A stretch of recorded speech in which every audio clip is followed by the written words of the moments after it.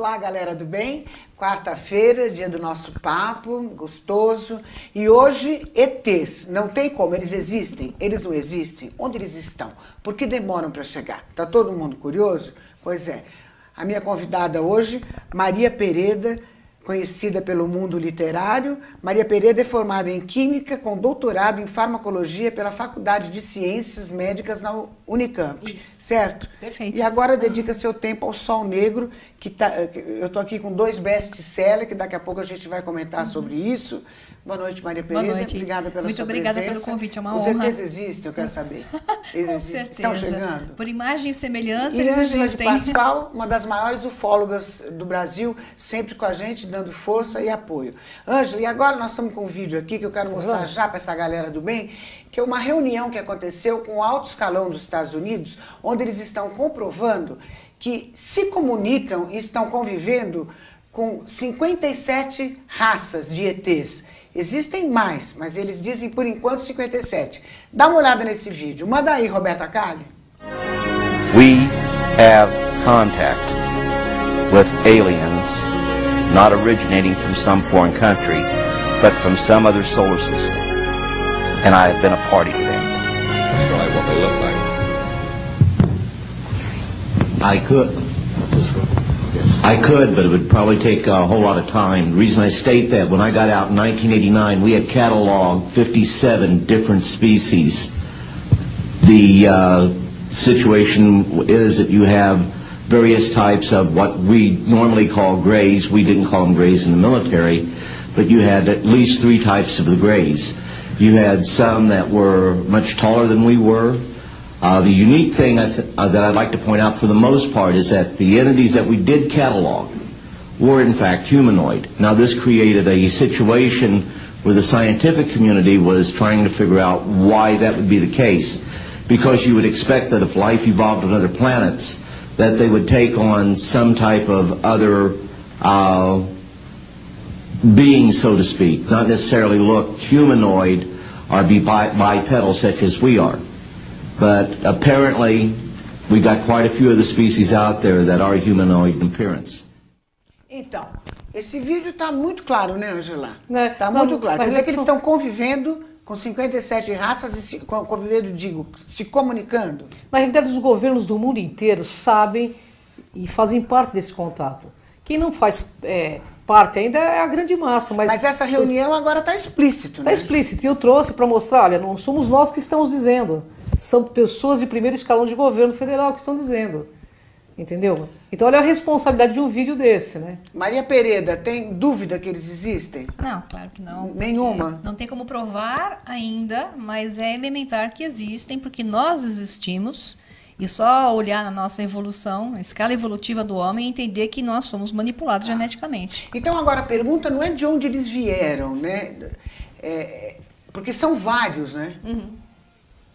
São vários. Na verdade, nós não temos como saber quantos são. Nós podemos dizer assim, os humanoides são os que são mais próximos de nós e nos deram, digamos, a origem e a evolução que eles interferem na Terra para que sejamos uma raça melhor. Nós temos vários tipos de seres, os mais positivos e os mais negativos. Existe todo um plano positivo para que nós sejamos melhores.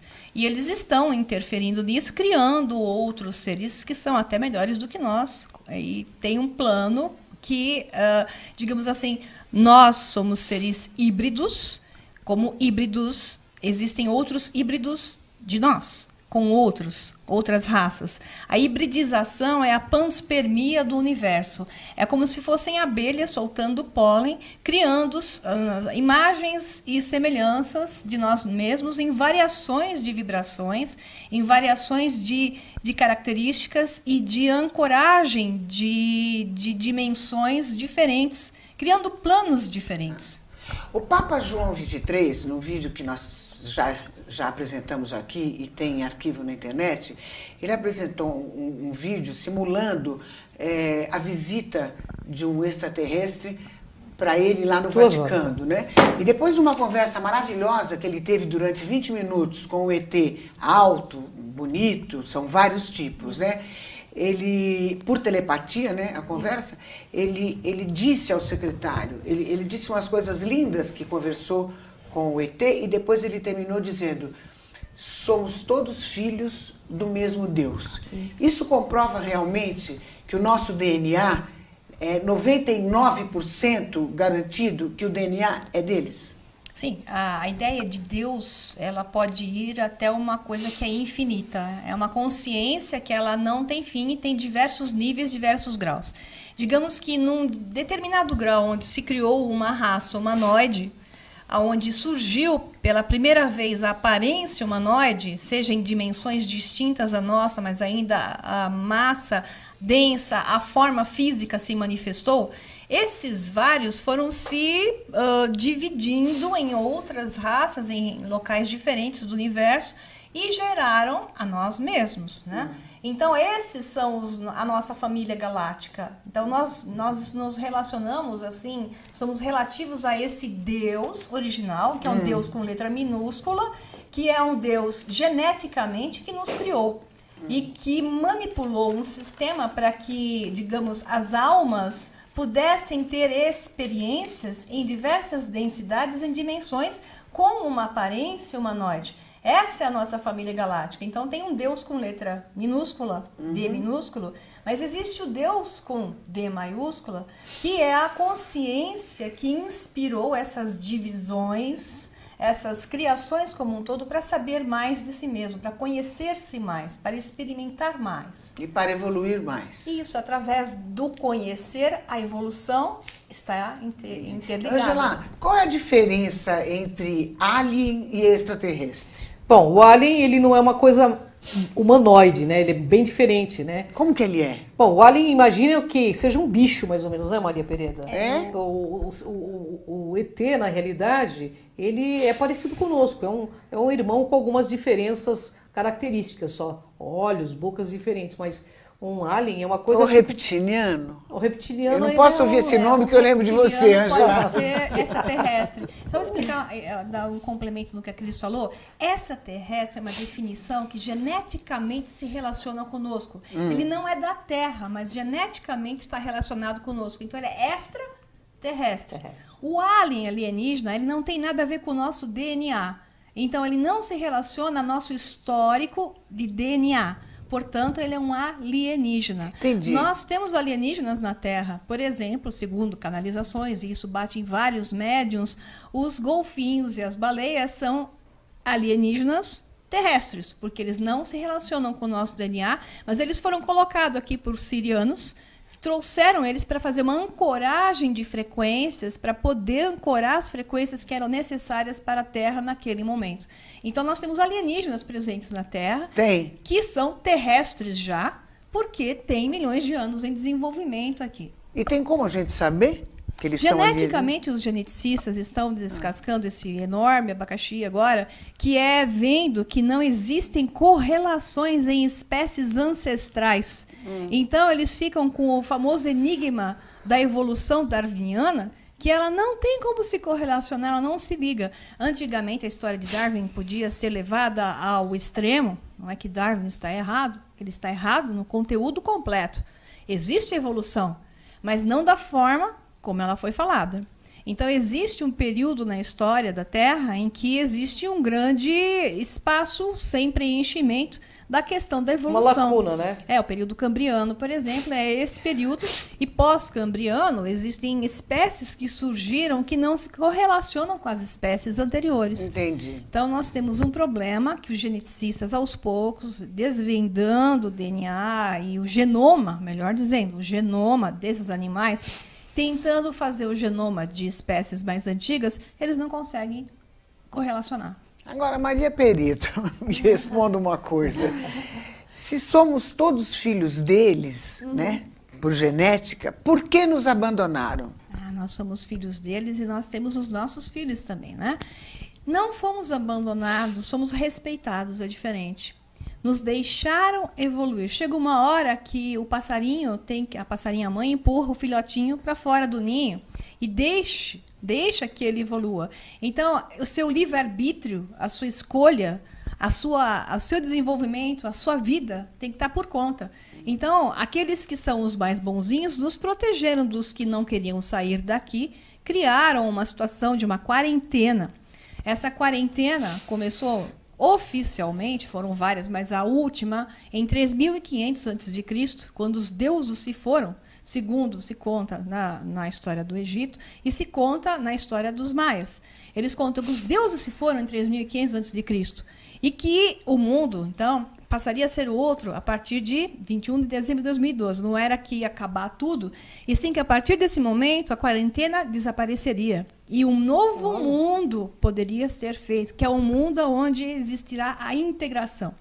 Então, os governos mundiais sabem que é inevitável essa integração. É por isso que agora eles começaram a liberar pessoas para contar coisas que antigamente elas seriam eliminadas, né? Por que essas pessoas agora estão contando e não estão sendo eliminadas? Porque existe um plano para liberar informações, para que aos poucos as pessoas saibam e criem uma confiança e criem na sua tela mental que esse contato que sumiu em 3500 a.C. será retomado. Pode ver que a humanidade emburreceu em 3500 a.C. Até então, tinha cidades maravilhosas, construções incríveis, e a partir de 3500 a humanidade veio só ficando mais burra, né? Depois ela começou a evoluir de novo. Por quê? Porque aqueles que estavam lá interferindo, ajudando, passando conhecimento, se foram, porque houve um acordo, né?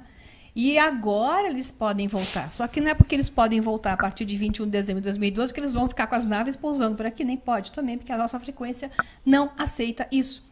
Então, é um processo que, a partir de 21 de dezembro de 2012, inicia-se. E é por isso que as informações estão sendo soltas aos poucos. Entendi. Deixa eu fazer uma pergunta, curiosidade. Tem alguma relação dos ETs com aqueles bichos antigos que eram monstros, tipos dinossauros, que de vez em quando eles acham uma ossada aí que se comprova que eles eram imensos? Tem alguma relação desses bichos com os ETs? Isso é uma curiosidade minha, que eu sou leiga. Segundo consta, até os Atlantes eram mais altos do que nós, chegavam a 2,5 metros e por aí vai. Então, os Anunnaki também, que tem a história das tábuas sumerianas, também se contam que eles eram o dobro. No Egito você tem várias gravuras onde, não só porque os faraós eram divinos, então eles desenhavam eles com o dobro do tamanho para parecerem mais divinos, não, é porque existia esse povo que vinha de fora e realmente eles eram mais altos. Então existem, claro, humanoides mais altos e eles estiveram por aqui. E essas ossadas, tem várias ossadas encontradas, só que ficam escondidas. Elas vão para o subsolo do Smithsonian Institute e lá ficam guardadas. Por quê? Porque os arqueólogos, acadêmicos, eles não têm como contar essa história. E como eles não têm como contar a história teria que ser reescrita academicamente, existe todo o processo de retirar da frente aquilo que se encontra, que não bate com a história da evolução do homem, não bate com aquela história de 5.000 anos antes de Cristo, que aí tudo começou, né?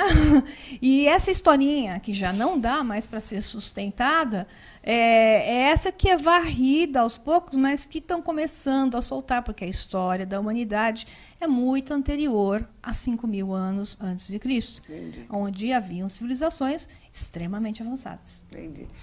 Ângela, existem ETs bonzinhos e os ETs que não são bonzinhos, vamos dizer assim, para não ser malvados. Com certeza. O que os não bonzinhos fazem? Que eles não são bonzinhos? Bom, imagine que o ser humano, vou me basear pela nossa própria raça, né?